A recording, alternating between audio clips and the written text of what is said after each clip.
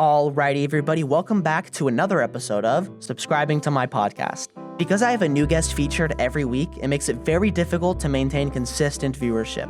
So if there's one thing that you can do to support me or the guest featured on the show, it's by interacting with my channel in every way that you can. You can always decide to unsubscribe later if you decide that you hate me or my show. With that plugging aside, enjoy my discussion with... This is my conversation with Taylor Fogarty. I just recently reacted to a debate that she had with First Amender. She is a previously liberal but now conservative woman who does a lot of talking about abortion, social issues, LGBTQ issues, feminism, and stuff like that. So I figured I'd reach out to her and have a conversation, particularly about abortion, which is one of my topics that I talk about the most, but, you know, anything's fair game. But Taylor, why don't you go ahead and introduce yourself and then tell the viewers some important things that they should know about you.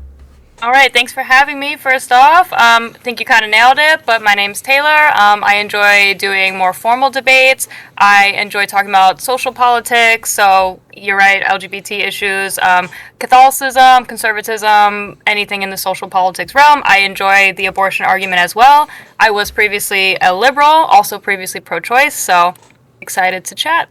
Yeah, cool. Well, I think maybe we can start it on a place we're both familiar with. What I had seen you do was the conversation with First Amender, and I thought that the conversation from my perspective was pretty frustrating because it felt like both of you were kind of talking past each other.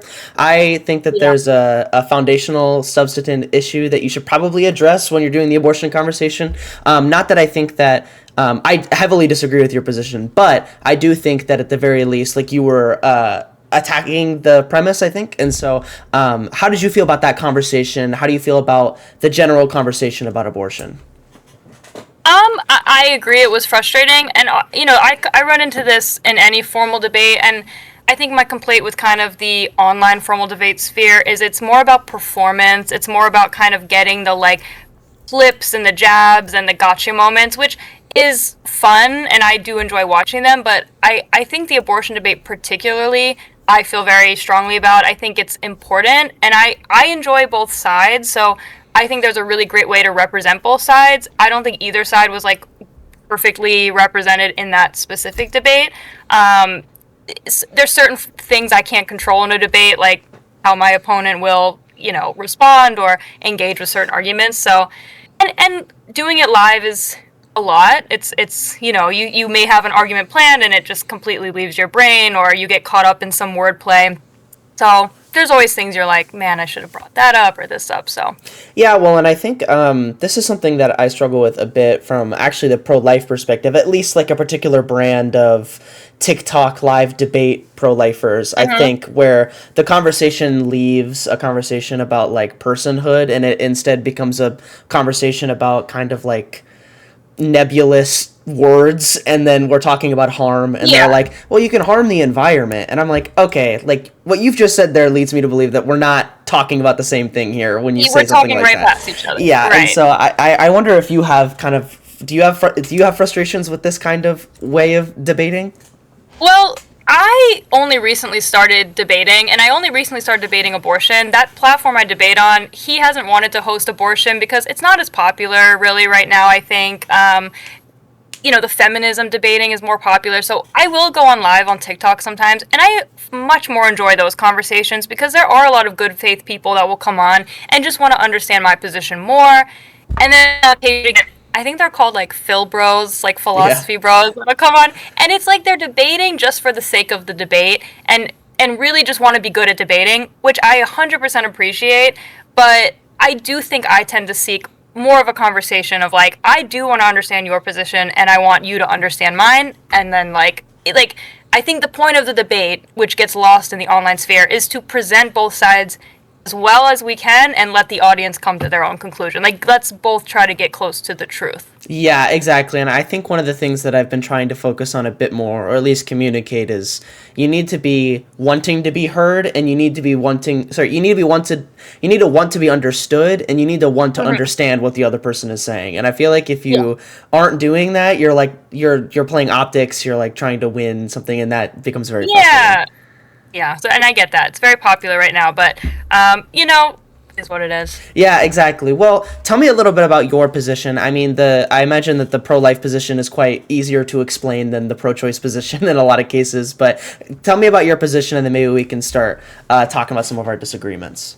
Yeah, sure. So I think I laid it out pretty, simply in my debate with First Amendment, which is just that I believe that in general we protect innocent human life. I know you're not going to like the word innocent. We can go into that. Sure.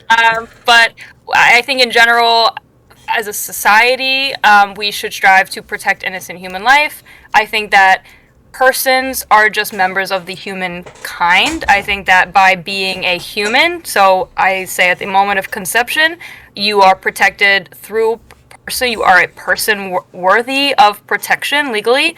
I think that they're, at conception, they're not potential people. They're people with potential. So we can go down whatever, consciousness, personhood, whatever. I think in any of those kind of roads, you get caught into some tricky outcomes or potentials. So I guess, my position is that we're all human beings are worthy of protection. Sure. Yeah. No. And I understand that. I think because it went somewhat unaddressed in your guys' discussion, like you had kind of mentioned, the word innocent to me just feels like this is kind of one of those words where if you really focus on the definition of it, you can kind of extend it to lump in a ton of different things, but you start to lose what we mean by the word innocent, like what concept we're trying to evoke. And so for me, I think like innocent just being the lack of guilt seems not to really describe what we're talking about when we use the word innocent. And so for me, I don't think that innocent can apply to a fetus. I just don't think we gain any knowledge about the fetus when we use that word, just because it doesn't seem like it applies. Sure, and I think you're speaking more about personhood, because would you say that? Well, can I ask you what is your line on abortion? I know you believe in the consciousness argument, so what week are you prohibiting abortion? Sure. Yeah, I'll say my position like pretty quickly, and then yeah. So what I would say is that I draw my line at about 20 to 24 weeks when the thalamocortex connects the brain and the brainstem to the rest of the body, and I value this not necessarily because I deem something important about personhood. It's mostly because I don't think that there are any harms if there is no experiencer. That's mainly, but personhood is kind of a proxy for this, so we can use that language, but I don't just value personhood. And you're speaking about harm only to the unborn human. You're not speaking about any other harm. Because, so would you say that in general, you're resting your philosophies on a sort of harm principle, like you want to reduce harm reductionist sort of? And I will say that the foundation of this too is that there's perceived harm, like the mother might be harmed getting an abortion, and I actually think that like doing an abortion is probably not the best thing for the mother, but I feel like she should be able to choose this in the same way that you can smoke. Like smoking's bad, but you should be able to choose to take on those kinds of harms if you want. So I wouldn't say that having an abortion is like a good decision. Probably a lot of things that lead up to needing an abortion is bad, so getting an abortion is probably bad. But the harms of the mother I'm less concerned with because she can choose to take those on, if that makes sense. I see, but wouldn't you say you would legally kind of protect people from doing some harm? Say, like, are you anti, like, drug laws? Like, should drugs be legal? Or it depends on the drug, yeah. Okay, well, like heroin? Yeah, I'm fine with heroin being illegal. Like, I think the risk of heroin is the risk to others, right? Or at least that's, like, a big risk, so like the uncontrollability of it in the same way like drinking and driving, it's like you can't drink, like I understand if you want to make a decision like for an 18-year-old because they're underdeveloped or something, they can't drink, that's fine, that makes sense to me, but it just depends on the situation.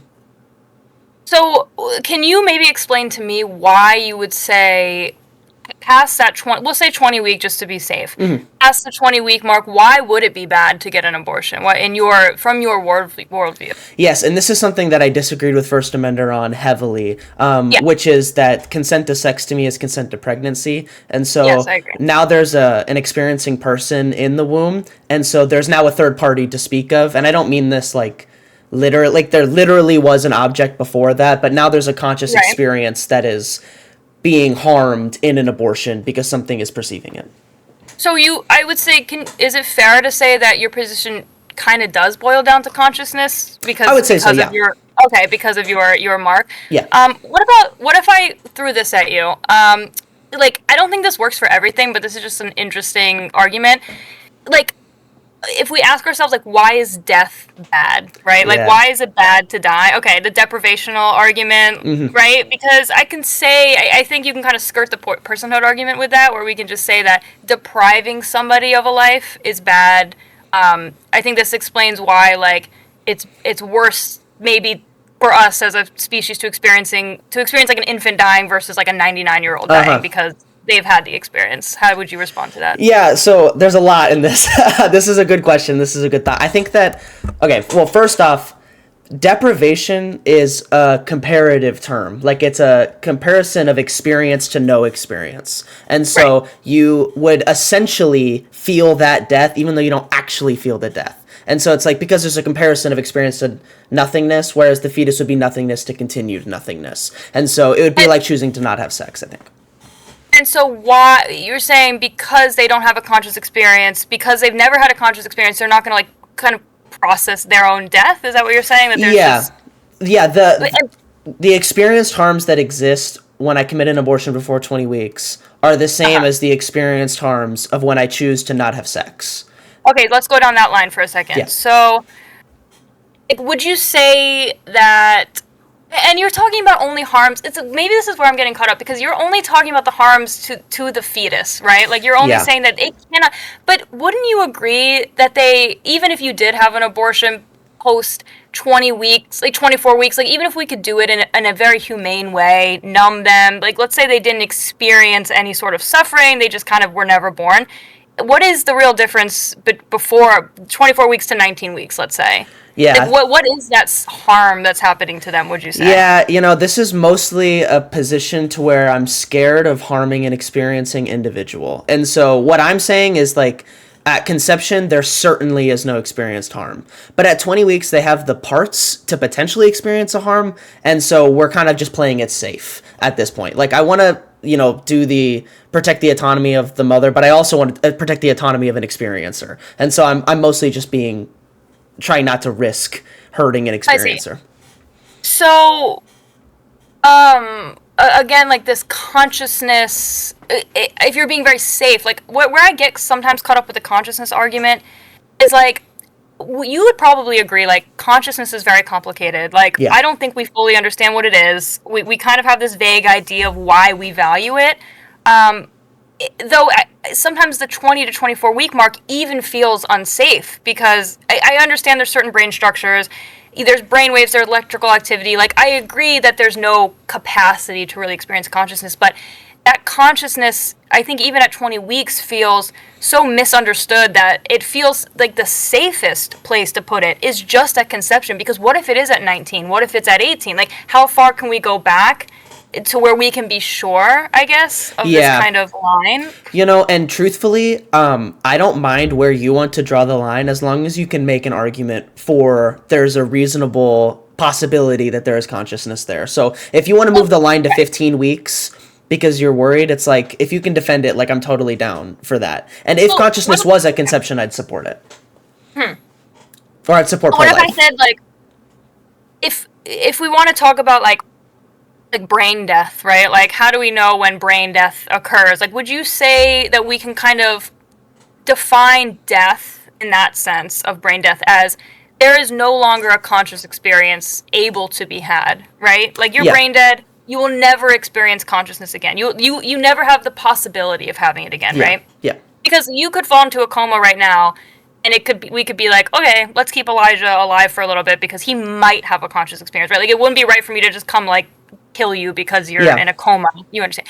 So wouldn't the symmetry to that be a human who does have the possibility of consciousness? Yeah. Even if that hasn't occurred yet. Yeah, and this makes sense too. This is normally, like, the next common thing. What I will say is that this is a problem that I had when I was talking to a secular pro-life person, was that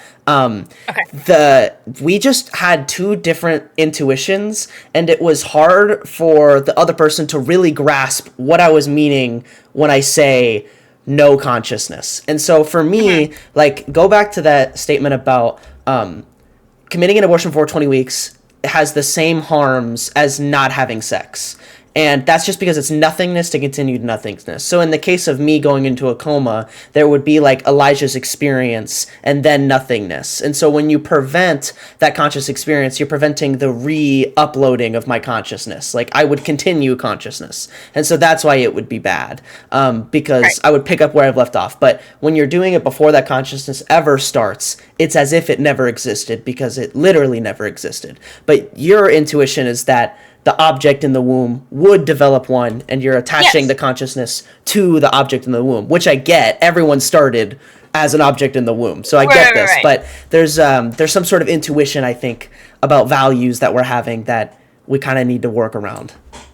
Right, and I'm going to be very, like, I'm going to commit a lot of fallacies because I said before, like, I'm not prepped for a debate. I'm genuinely interested in diving into some of these and, like, just getting your input on them. So something I got caught up with on First Amendment with, and this is something that comes across with the consciousness argument, is like, what do you value about consciousness? Like, why do you value consciousness? What about consciousness is valuable? Yeah, I think that the pro-life position, I think, is really over-intellectualized. I think that the assumption would probably be more pro-choice than pro-life, I think, if we were to just, like, restart. And I think that the reason why is because the question, when I start the question, and this is how I debate with pro-life people, is I start the question by saying, who is harmed in an abortion? Or what is wrong in an abortion? And so when you start from that sentence, you can kind of do a lot of these, you can show a lot of the things that I'm trying to show right now. It's like, well, they wouldn't experience the harms of an abortion because there's no experience happening. It's like, well, they aren't experiencing their life getting ripped from them because there's no life to be had. There's no life to be experienced. And so for me, when I say, why do I value consciousness, is because that's where I feel like we have to start the conversation as to when something is immoral or when there are harms. I don't think there can be harms without an experiencer. And so consciousness is when the experiencer starts, I think. That's why I value it. What I'm trying to get at is, what is the experience they're having? Because I hear what you're saying, that, okay, we can't make moral decisions because there's not, your essential argument is there's no person. Like, we're not even talking about anything. We're talking about this thing that exists, and once it kind of has its parts in place, it has moral value, and then we should start treating it as, I guess, a human, a person.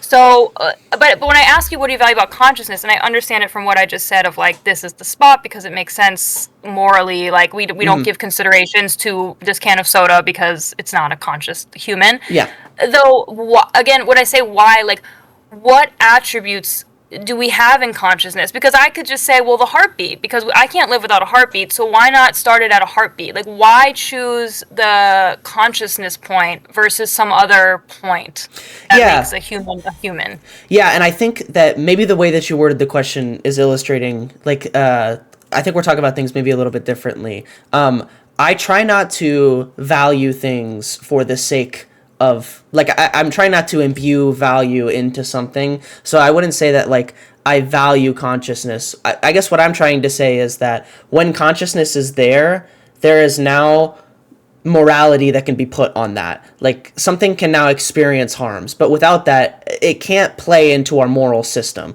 We can value it. As experiencers, we can value a fetus, but that's a different thing than the fetus can value itself, or, like, the fetus can be harmed, the fetus can experience negative things, it can experience positive things. I don't think a fetus can experience negative or positive things pre-birth. I don't even think they can experience, I mean, maybe at a brain stem level of, like, there's still debate around, like, where pain starts, right? So I don't see the harm really being done unless you're using the kind of deprivational, like, well, it's just bad to deprive them. Like, what harm is it to, like, abort a 24-week? Because you're just saying they have moral agency. Why then? Just because they're conscious? Yeah, that makes sense. Yeah, this gets into the vegan stuff too, about what the difference is. Are you a vegan? Yeah, I know where this is going. But you're right. This is exactly where you should push. All of it is assumptive that a fetus is experiencing these things because a fetus's brain at 20 weeks and a fully adult brain has all of the same parts, and all the parts are there. The fetus is just lacking certain expected things that could show us that it's being conscious, but it has all the brain parts there, so we're just playing it safe. So it's like the fetus can't express to us that it has consciousness very justifiably because it's in the womb and it can't do anything. It also is lacking past experiences to use its consciousness. So we couldn't imagine, like, maybe it's as smart as Albert Einstein, but all of its thoughts are just floating out in the ether because it can't ground it in anything. So stuff like that, like, we're just being safe is mostly what it is. So you're fine with all abortions pre-20 weeks. Like, that just means nothing to you. Okay. Yeah. And do you see, like, here's just a few kind of thought experiments. Like, would you think women that, like, are sad about a miscarriage, let's say at 18 weeks, are they just, like, delusional? Like, are they mourning kind of nothing? No. This is the same one as the killing a pregnant woman is double homicide, but yeah. Sure, because I don't like to get into legality in general, but, like, we can, but just in general from your worldview, are they just kind of delusional? If they say, I had a miscarriage, I lost my baby's dead, are they crazy? No. I don't mind any of that language. What they're thinking, or like, well, I'm not going to speak for a whole group of people. I'm going to hypothesize what I think. But just pretend it's me. I don't know. Sure. Just in your worldview, because, like, if I don't know, dropped a baby doll and was like, my baby, you would agree, like, I'm crazy. But, like, sure. Like, just hypothetically. What is probably happening is they're not thinking, I lost my baby and the baby experienced that loss. What they're thinking is, I would have had a baby and I don't have a baby. Right. So, like, the work I put into producing one is gone. I need to restart, and my kid would have been this, but now he's not. They lose that consent or the choice part of this. They lose the choice, and that's what's frustrating. So if they abort their baby, let's say at 18 weeks, and then let's say they come to regret it, and they say, well, I murdered my baby, what's your intuition there? I mean, it's kind of the same thing. They would have had a kid there if they wouldn't have done not it. Just I lost it, I murdered my baby. I went in and took it out of its natural environment. That very particular sentiment I would be against, like the use of the word murder in the way that they would mean it. But what they are saying truthfully is that I prevented my baby from being here, and now it's not here, and that sucks. That's true. Well, and that let's sucks. See.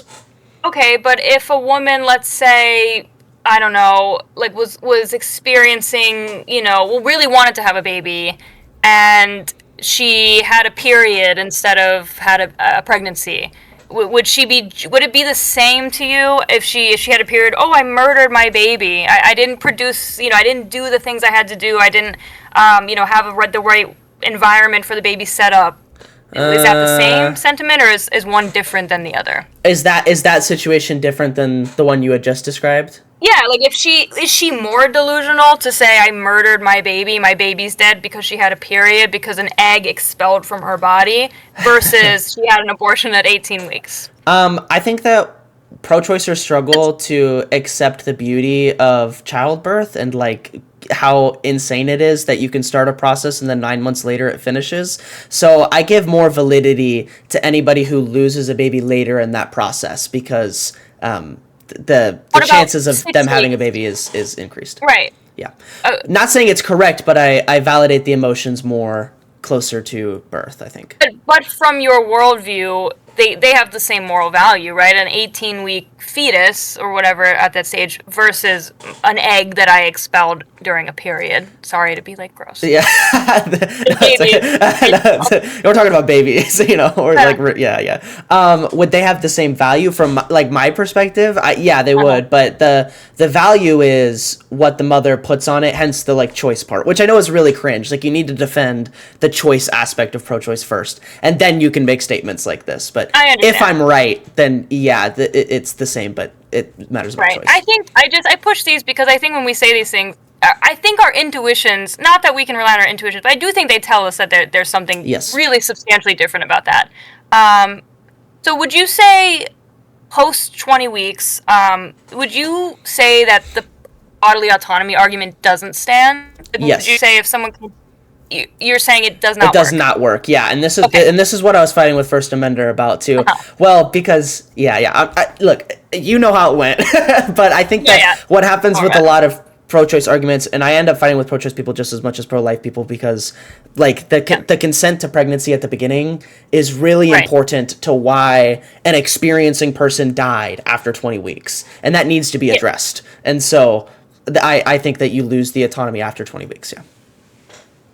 in cases of rape, I don't know the rules here, but would you? And let's say they didn't find out until 22 weeks. Oh man, this is you found the question I haven't thought too much about. It's okay. You found it. Informal. No, Feel free to I know what you mean. okay? No. I've been thinking about this like a bit. I just haven't figured out quite how I feel because my instant intuition is that they didn't consent to sex, so they didn't consent to the pregnancy. That's my instant intuition. I would really need to know about the harms that are happening to the mother after that 20-week mark, because it's like at 20 weeks the baby's pretty big, it's kind of done a lot of the damage.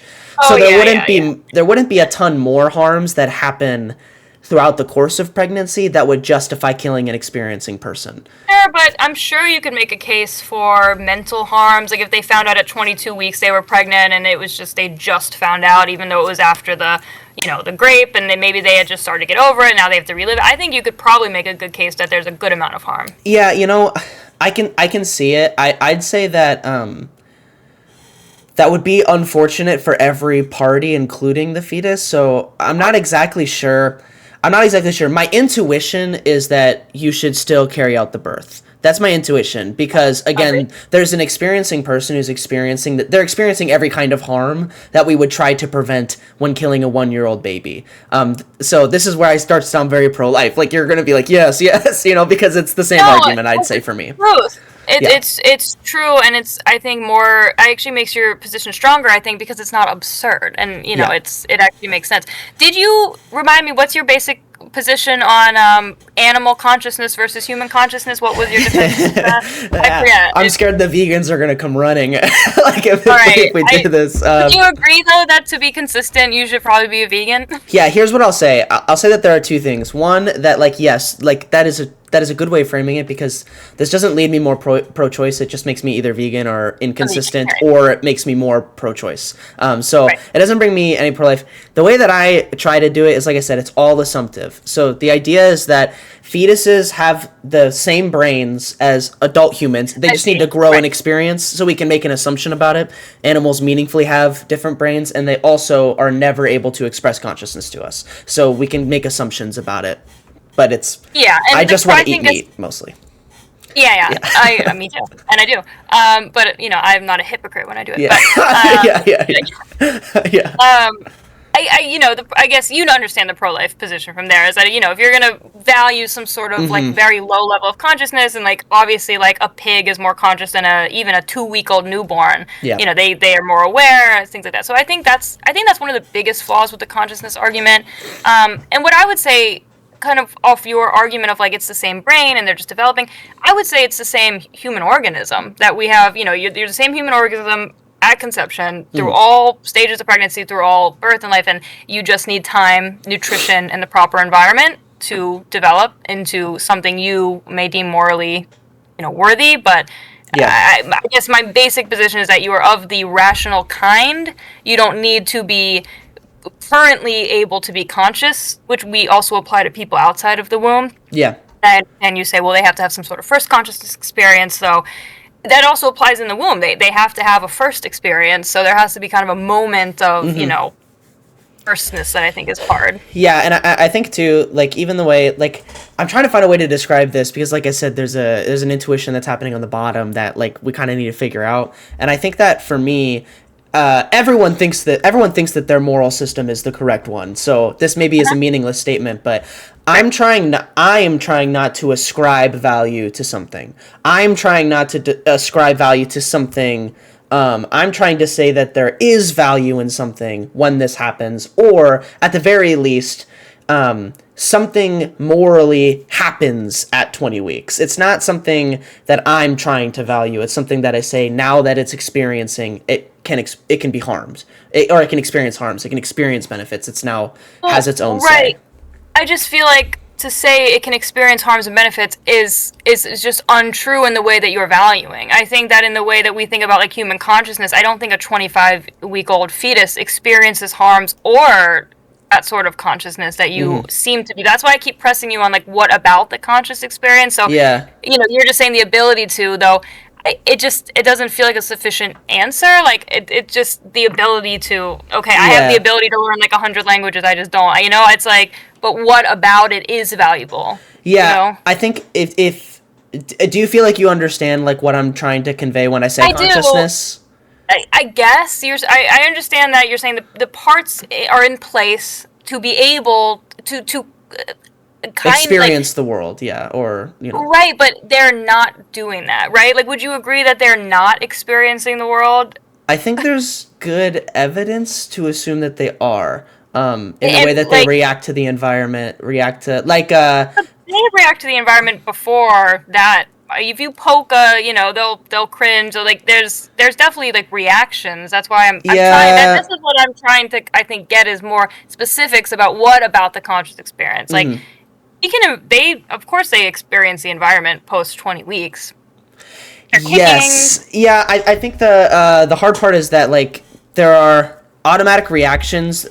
Consciousness is hard because it's like an assumed process that you assume exists because of one kind of entity that is able to govern the body. So in the same way that I like chop an arm off and if I keep poking at it it's going to like squeal and move, but we know that that's not conscious even though all of the cells have nuclei Right, and right. I see what you're experiencing. saying. And so it's like again all of consciousness is assumptive. So but I guess my question to you is like Uh-huh. take my concept of consciousness in the way that you understand it. It seems like you kind Uh-huh. of do. Sure. Yeah. Imagine that it happens at a point in which we could predict. Do you agree with my argument if we could find that point?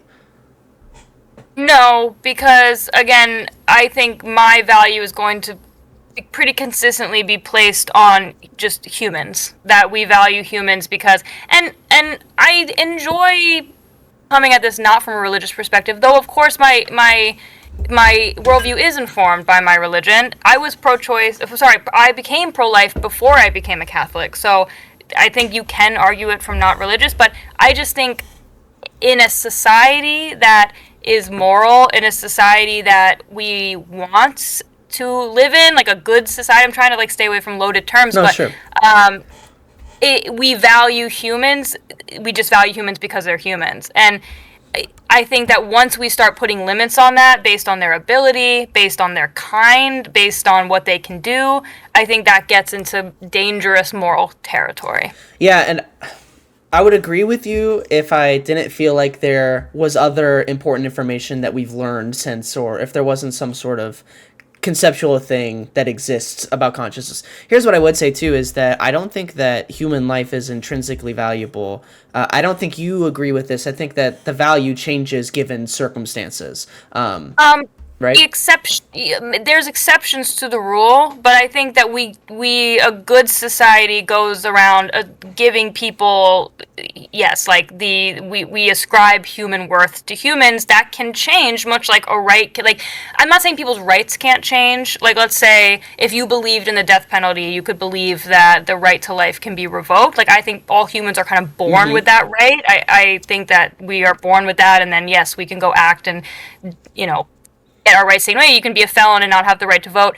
But I think that all humans are worthy of dignity no matter what. I think that they have the same level of dignity and worth no matter what. I think I'll stand by Yeah. that. Well, I think that that value changes in ways that you're probably expecting me to bring up, but like self-defense, brain death, war, these are cases where you have a human, but they've lost that Yes, value. but sure, but I think the difference between these examples is that you know the intention is important because in an abortion you would agree is we can just say past 24 weeks for you is like that is an intentional killing, right? Like that Mm-hmm. is the only goal of an abortion, whereas in self-defense if you're coming at me I'm going to try to stop you from hurting me, maybe you die, but that's not, I didn't just set out to kill you. I think the intention, but same with war, that I would say that somebody that is participating in war and purposefully bombing civilians, that is wrong. But because Mm-hmm. there are casualties of war, I don't think that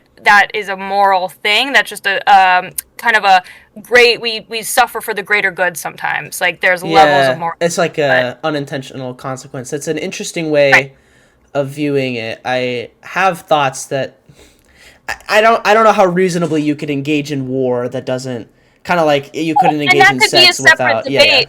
But you would agree that that's a difference. I understand in, conceptually what you're saying. Yeah, Right. I would say then in the example of like brain death, does this bother you? When we have an alive person, but they're missing some sort of function, we legally can kill them. Does this? Brain death, pull the plug. Yeah. Yep. So I would say there's a difference, number one, between like removing an artificial like lung or something and letting like nature take its course. I think that's different than like I think a person that's in a coma or something and we like stab them, I think that's wrong. I think that much like if we I would say in general, and I think you can be consistently pro-life and disagree with me, but I think in general we shouldn't like starve people to death or like withhold water from them, like even if they're being kept alive, even if they're brain dead. I just think, like, much like we show respect to even, like, corpses, I think there's, like, a level of dignity that humans have.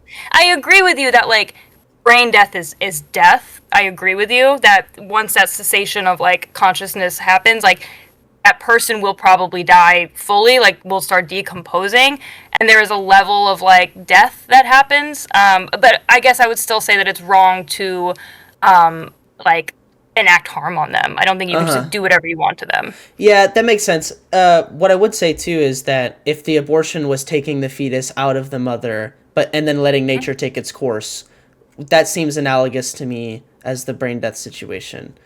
Yeah, I would say like I don't know. I would say that again because I can agree with you that if we want to say that death is the cessation of consciousness, that there will never be a conscious experience ever, I can agree that that's death. Though I don't agree that, like, I'm not gonna say that it's not, because I think the possibility of consciousness and the member of a kind that experiences consciousness deserves value.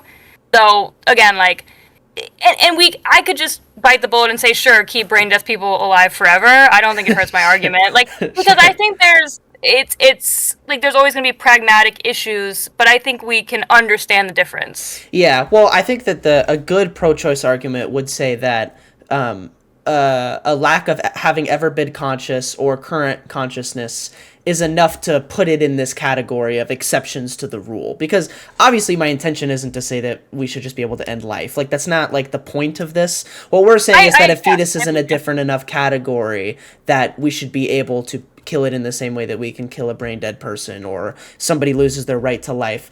All I'm trying to challenge is this like inalienable right to life as a value. I think that there are underpinning values that exist. Well, I say generally. I can imagine scenarios in which we have to give up human life to save others. Like, I heard one good example is a plane is gonna fly into a building, and we maybe shoot the plane down to save the 1,000 people in the building. Like, maybe you can make a case for that.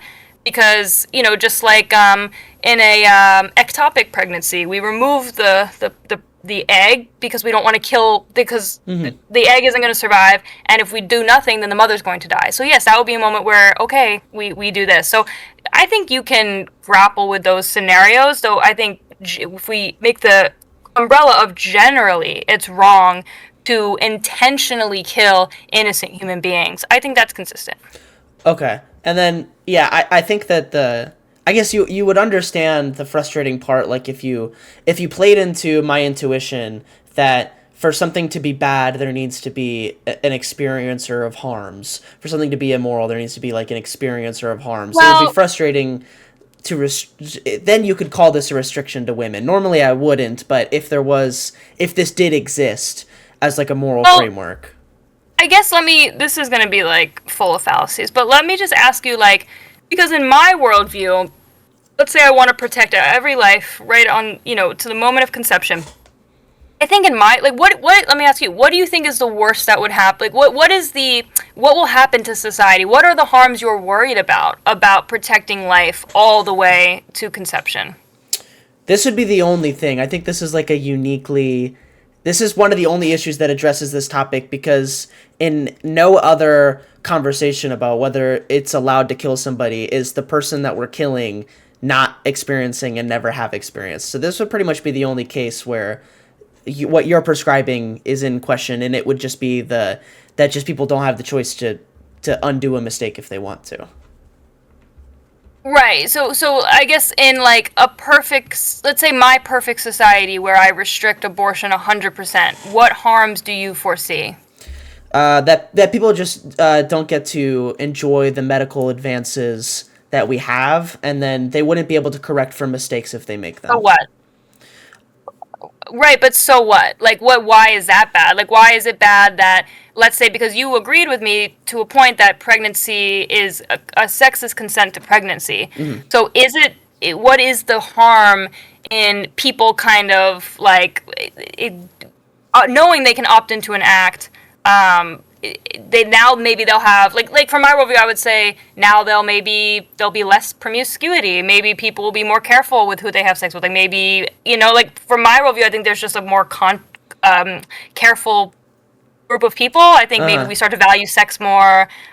This is like not. This is a really interesting conversation. I've never had it come here before. This is very interesting. Because yeah, go ahead. No. Go ahead if you have clarifications. Well, because what I see from because if I answered it the other way, I would say that because obviously I don't ascribe to harm principle. I don't think we make moral decisions based on the level of harm. I do think that gets down like tricky roads. Like, I wouldn't say that let's say like we could have a utopia with no suffering and no harm in the world, but the only caveat is we have to keep a little boy in a basement and torture him for the rest of his life. Like, would you be cool? Like, is that good? Well, I think yeah. Yeah, the beauty of the abortion conversation is that what I'm positing is a difference between zero harms and then any amount of harm. So I don't even need to weigh them anymore because the left end of the equation is zero. From what you're saying, you're positing that it's zero. Exactly. Again, we haven't even really gotten into the potential harms of the mother because there are definitely studies about post-abortive women having regrets, having issues with substance abuse, having issues with mental health. I would call that a pretty significant harm.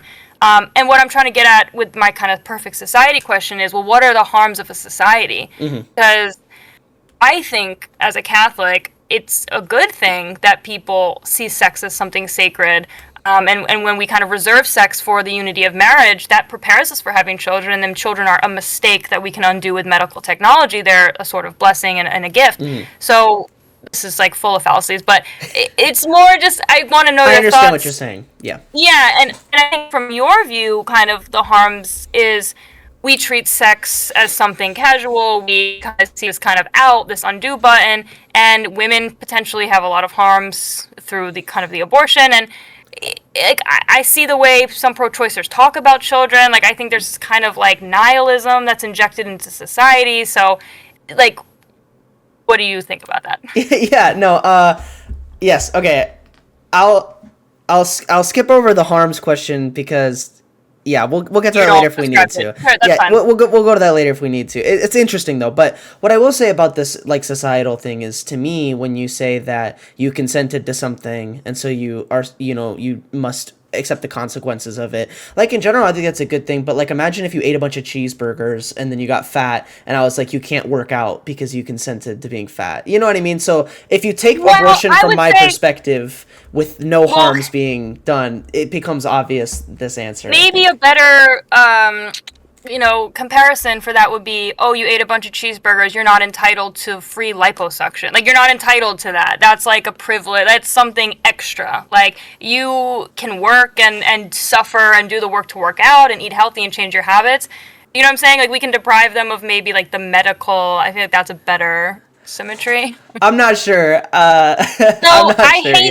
I hate to compare, and I don't like the word consequences because it's pejorative, but like you agree with me though, because you would say that if someone had sex and they didn't find out until 24 weeks, that sorry, you can't just kill this baby because you participated in it. So I'm just extending that line of thinking. Like what I'm saying though is that before it the way that I'm positing the harms that exist, there's nothing wrong in having an abortion in the same way that there's nothing wrong in working out. That it's just ending a consequence. If you don't have the preconceived notion that, it's wrong to do these things, then there's nothing wrong in doing an abortion. It's literally just the same as any other preventative measure. Now, does that mean, like, I like the idea of, or I like your idea that it promotes sex and promiscuity. I'm definitely a not supporter of promiscuity. I think that I'm married at like 23. I think it's like a bad idea, right? So, I think it's a bad idea, but I think people should be allowed to make bad decisions if they want, just in general. I agree, though. Would you maybe agree on like a larger sense that society and law kind of inform morals? Like during the time of slave, so during the time of slavery, no one batted an eye if you had a slave. Today, we'd be appalled. So I think that when we kind of, like the long-term goal, I think, of the pro-life, or at least for me, is to make abortion kind of unthinkable. And if we have to do that through law, okay. If we have to do that through, the way society talks about pregnancies and babies and sex, I see nothing wrong with that. I see actually only goods that come from that. Like, people may acutely suffer in the fact that they can't just kind of act hedonistically in the way that they want. But even that, I think, is... I think, and this was something that you had disagreed with First Amender a lot in your guys' conversation, but I think you might be downplaying the consequences of being pregnant, or the symptoms of being pregnant. Here's what I'll say. Like, I understand what you're saying, like, when you argue against this, but whether or not it's a good or bad thing is via the perspective of the person who's experiencing it. And so I think that, like, when you say that, like, getting stretch marks, like, things opening up, like, feeling the hormonal changes through the 9 months, like, all of these things are a worthy sacrifice or a worthy cost for having kids. But if you don't have the perspective that you want kids, it becomes a only negative. From the but we wouldn't. I assume you wouldn't extend that to the 24-week-old pregnant person. If she said, "I just found out I was pregnant at 24 weeks," which happens. Mm-hmm. I don't want stretch marks. I don't want hormonal changes. Would you deem that a fine reason for a post 24-week abortion? No, but that's because my harm principle is now happening at 20 weeks. But before that, what you're trying to say is, like, society would be better, or that, like, the consequences aren't that bad, that there would only be benefits. No. But under my system, we would we could follow your rule at 20 weeks, and then we would still have life, and then also none of the negatives of being pregnant before 20 weeks. So we're talking about, at a whole, if we just adopted my policy versus your policy, how the positives and negatives. I want you to grapple with the abortion harms to women. But do you have kids? Just wondering. No, I don't. No, okay, well, call me after you have kids. Maybe you'll be amazing. I hope you do, and yes. Because I am a parent, and I just became hardcore more pro-life post my baby. So that's not valid argument. Maybe it'll get me, yeah. Maybe it will. I feel like you're close. And wait, I am curious about what you were pro-life and then you switched. I'm curious about your metamorphosis there, and then you can grapple with my abortion. No, sure. The story on that is, like, I mean, I'm young, so when I say I was pro-life, I mean I was 17. You know what I mean? So it's like, how valid is a position you have when you're 17? But I grew up watching Ben Shapiro, Steven Crowder, like, kind of dunking and talking with a lot of people who didn't know how to do the pro-choice argument. Then I listened to Lila Rose and that one girl debate Destiny. And they were awful. Yes, and that was the first time ever in my life that I had seen a bad performance from a pro-lifer. And so it's like, wait, why is this guy making sense now? And that's when I was like, oh, I get it. I see where the differences are. And then now I've just made a decision after talking about it more. You made a good point. I was watching one of your videos responding to maybe that Lila Rose, like, drunk lady. Do you remember that was one? So bad. yeah. I also, hate watched that before you had even reacted. You made a good point about how pro-choicers never really had to defend because they were always normal. I think that was a really great point. Okay, two things. So let's say I could prove to you that getting, like, an abortion even pre-20 weeks was very harmful to women, more harmful than them being convinced into keeping it. Would you? Mm-hmm. Because I understand you don't care about the harm. You don't think there's harm happening, I understand, but harm to the woman, I see. Yeah, like, if you could prove to me that it was always bad to get an abortion, like, it was always more harmful. More often than not. It doesn't have to be always. Oh, man. This is hard because you could ask this question about a lot of things. Like, once you start to talk about certainty or knowing things, it becomes hard to answer these kinds of questions. Well, I think we know things studies, if we just had surveys that we said more women that got abortions, let's say, fell into substance abuse or depression, or we just did a survey of like 1,000 women and more than 500 said they regretted it and they wish they kept their baby. I would always be skeptical of measures because there's a chicken or the egg thing. It's just like hard to assess, like, was the abortion the thing that caused the consequences? So when you talk about like more likely to be involved in like drug abuse or something like that, what if they just regretted it? If it was just the regret component? Yeah. If you could prove to me that it would have to be an always thing. I don't think it could be a more than not. It would have to be like a 90% or more kind of thing for me, I think. The number's kind of arbitrary, but it'd have to be like a super majority, I think. And if it was, you would change your position? I would be more amenable to it because that's the argument that we use for drugs. Like, some people take drugs and they're awesome. They like only get the benefits of it. You know, you try heroin once and it's amazing. Like, but that's not what exactly happens when you try it. And so, like, if you showed me that this was the case, I could be amenable towards it. You would have a pretty good argument that no, this is always bad for you in the same way. Like, I don't like LGBTQ teaching to kids. Like, I don't like that. I don't think it's a good thing. For the reason that you're kind of trying to talk about it here. So, like, if you could convince me of it, I would be more amenable to it. It'd be a pragmatic question, though. And then this is maybe my last question for your worldview, and you're welcome to press me on mine more or whatever you like. Sure. But how would you respond to? You've probably seen this line of hypotheticals of, you know, what if we made the pre-20 week fetus permanently unconscious, could grow their body into, like, sex dolls or organ? Yeah. Is that moral in your view? Okay to do? Oh, man. The problem is that I trust you to understand this answer, but I don't trust the audience to understand this answer. So here's what I'm going to say. It would be, in either of those cases, if it were wrong, it would be wrong for the same reason we're not allowed to do this to dead bodies. It would not be wrong because of the experience of whatever is happening to that body. Sure. Yeah, of course. I'm actually, with that caveat being said, and you need to understand it, with that caveat being said, I do think that the organ harvesting is a good idea. Like, imagine you could grow a heart in a jar. Like, a heart in a jar is different, I think, than but I don't think it is, right? Well, what I think you're actually hitting at, and when you say, well, it's the same reason we don't desecrate corpses and, like, have sex with them, I think you're actually understanding that we do put some worth on human, even when they're dead, and or even when they're not conscious.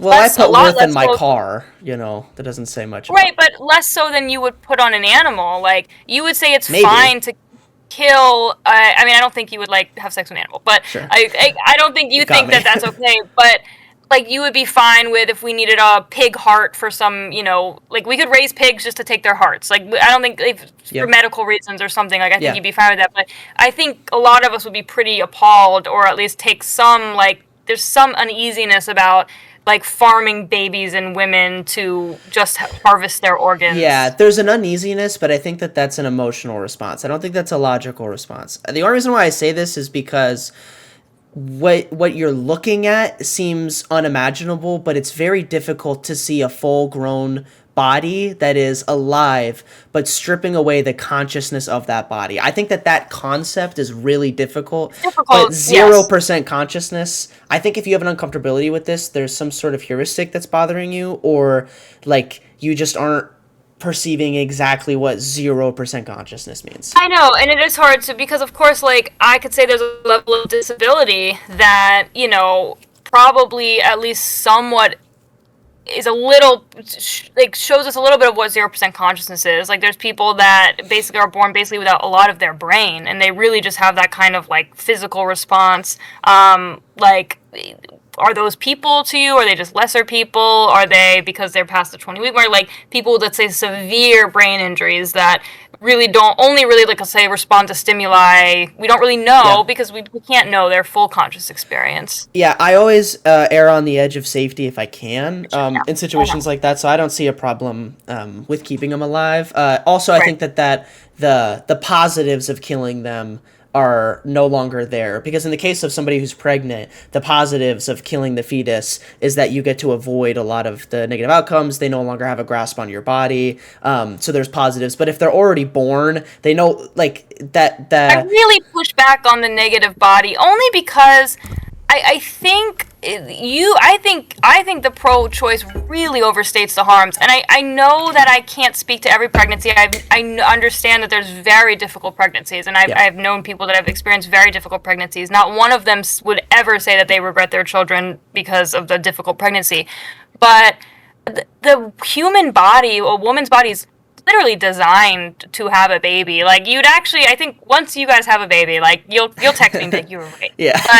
But because how much it can adapt, and what it does, there's a kind of magic that happens, and through technology a lot of the harms can be mitigated, and we have a lot of technology now. But yeah, I think it's overstated by the pro-choice. Yeah, you're right that I think women are designed to it, but I don't think that takes away how it doesn't matter if we're designed. Like, you can't be so designed that it takes away. Right, but I would say I'm designed. Let's say my newborn, like when she was a newborn, I was designed to be a mother. Like, I had hormonal responses, I had intuitions, and I was experiencing harm. I was exhausted. I was barely sleeping. Like, I would say more harm when she was born than when she wasn't born. Mm-hmm. Like, being like, I know that's not true for every woman, and I'm not trying to dilute their experiences, but I think to use it as a justification to kill. Yes. Yeah. Well, that's the assumption of you consenting to it, and I don't, or not consenting to it.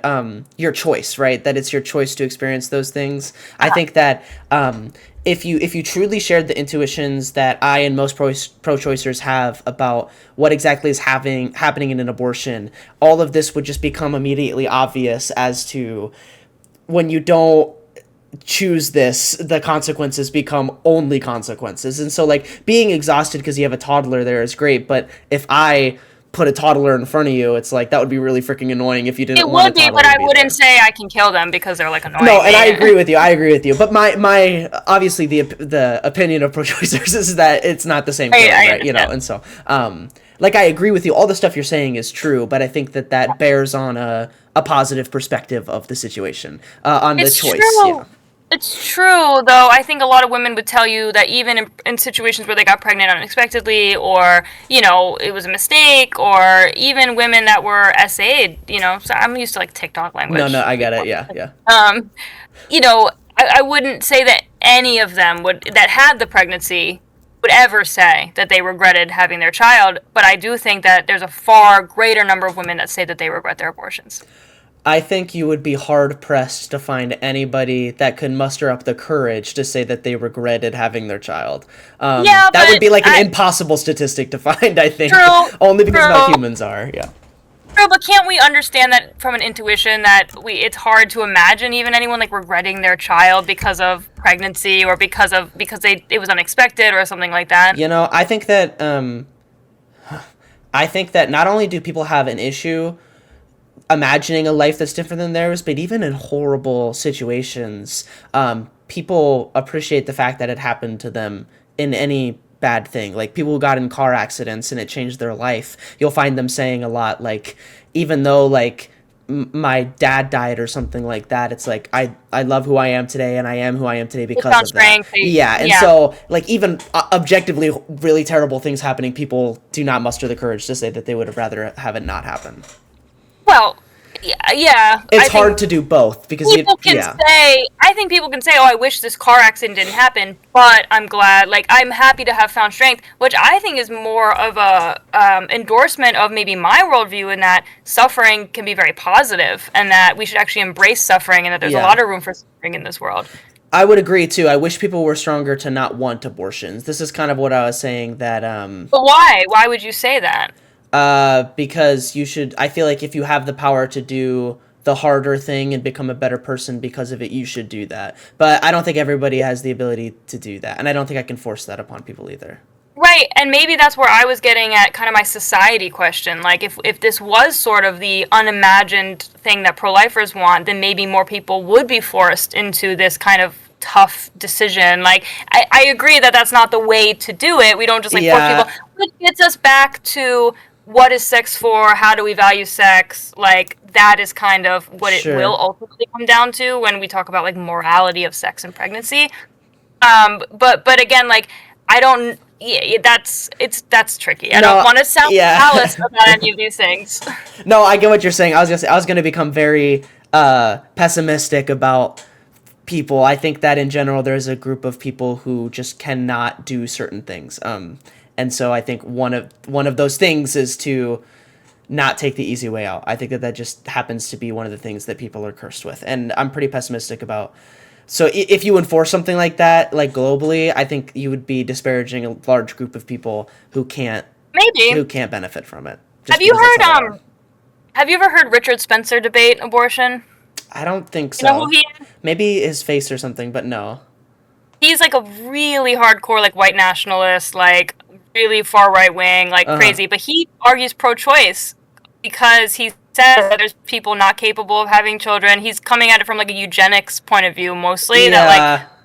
kind of like a perfect race. So do you ever worry that the pro-choice argument can sound a little eugenicsy if we say like only the best people should be having children that can kind of handle it, or You know. um I think that again, that's kind of the other thing is like the people who want abortions, I don't think should be having kids. So I do kind of like this well, framing a little bit. there Yeah.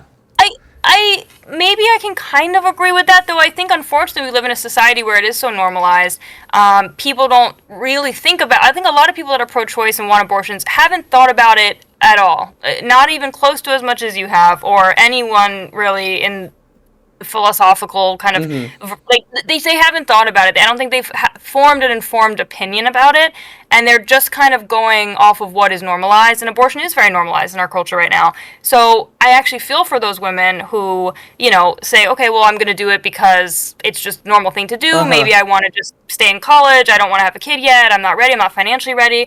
So yeah, I think that's actually like a harm that Yeah. I don't agree with what you said. I think is that because I could see a world in which I would have had an abortion if I had gotten pregnant a few years before I did, and what a tragedy that would have been. So it's like I think that actually a lot of women they want to be mothers. That's what I always say. It's like I think you actually want to be a mother, you just don't know it. See, well, But and I that's the other thing too is a position that I haven't yet had the opportunity to espouse here is that I think that there is no meaningful difference between getting pregnant, having an abortion, than having another kid. I think that like if you said I want to have an abortion, but I'm gonna have a kid in 2 years, I think that that is like those two kids are meaningfully the same to me.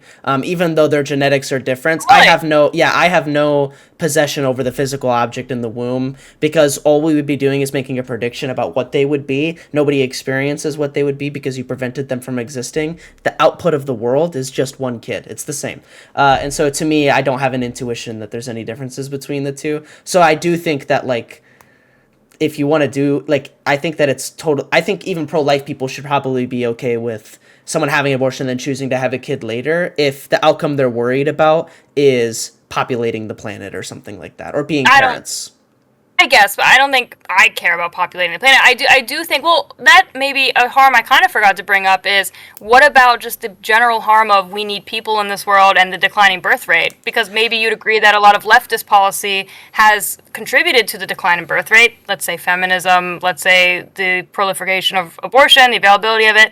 I mean, if we fall below replacement rates of birth rate, which I think we are, is that a harm enough for you? Would you say? Yeah, but I don't think this would be the way that we tackle this issue. I agree. It's Yeah. just kind of a side note of Yeah, harm. but I would agree that it would be a benefit. Like you could find benefit in banning abortion to get that outcome. It just the costs would be Yeah, too it wouldn't much. be Yeah. the best way, and it Yeah. wouldn't probably be the most effective way. I agree, though. It does come back to my maybe main goal is to like shift culture. I Yeah. think. Well, and I think and I understand what you're saying about the way people talk about sex, especially with abortion. It kind of lessens the consequences of doing these things. I mean, like I understand what you're saying. I just think that the problem is that, and this is back to the pessimistic view, is that I think that some people aren't going to ever be able to understand that, and we shouldn't force them to understand that either. Like society kind of operates off of a group of people that feel this way, and I don't think we can eradicate them. And they have a lot of truth in what they think too. I think it's dangerous to ascribe meaning to something,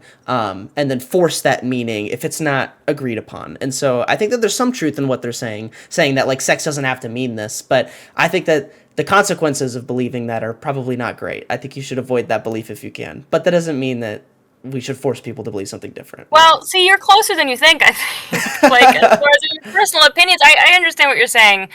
Because, well, yeah, I mean, and I would also say that certain people could not value, black people or something, and that doesn't mean we shouldn't try to change their minds, or society shouldn't try to change their minds. So I kind of... Yeah, there are certain beliefs that are antithetical to, like, liberalism. Like, you can't really... Yeah. Like, we can't support communist beliefs here. I mean, we can allow them to exist, and we probably should, but, like, we can't support this. Like, this is probably a bad thing. Yeah. Right. And so, I agree. No, I agree with what you're saying. I think, like I said, and we'll probably end it on this kind of note, I think, but I think the beauty of this conversation is that you and me and a lot of pro-choicers and pro-lifers have similar goals. It's just that the way that there's some baseline foundational intuition that has led them up to their current belief, and there's some differences between that, I think.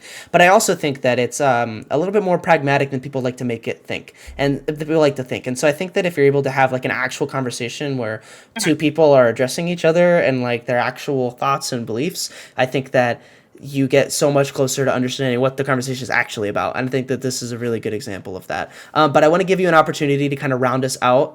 Please do any plugging for any of your social medias, any organizations, anything like that. Please, anybody who's made it this far, advertise the hell out of them. And then also, if there's a theme or a message or a point you want people who have made it this far to take from this episode, it's kind of your opportunity to round us out.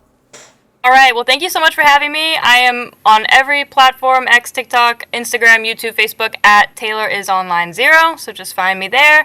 You can look up Taylor Fogarty on YouTube to see my other debates. And I guess the takeaway is that people should just be having more conversations. So I'm a big fan of people meeting from across the aisle. So just be open, have an open mind. Yeah, thank you so much for coming on.